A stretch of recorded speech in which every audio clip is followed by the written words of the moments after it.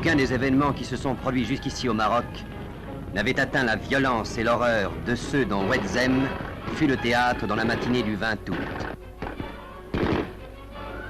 Dans l'après-midi, quand les troupes pénétrèrent dans la cité, dont les bandes fanatisées s'étaient rendues maîtresses pendant plusieurs heures, quel spectacle alors dans les rues d'Ouedzem. La main des émeutiers avait été animée par une incroyable rage de destruction et de carnage, massacrant aveuglément Français et Marocains.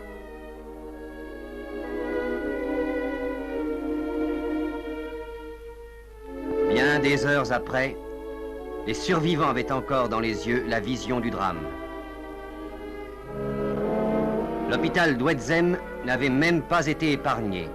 L'horreur du massacre se lit encore sur les marches, dans les chambres des malades, sur la table d'opération où un enfant fut égorgé en même temps que le chirurgien qui venait de l'opérer.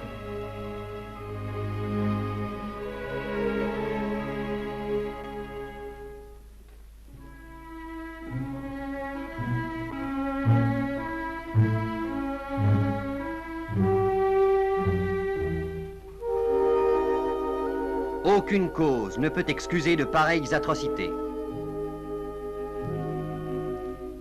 Dans la liste des cités martyrs et dans nos mémoires, Ouedzem s'inscrit tragiquement.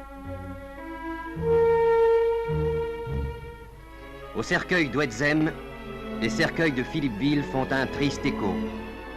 Dans une atmosphère tendue, le port du Constantinois a enterré ses morts.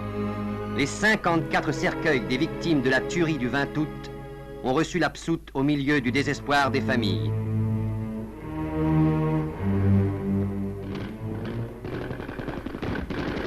Au loin, les mitraillettes claquent encore.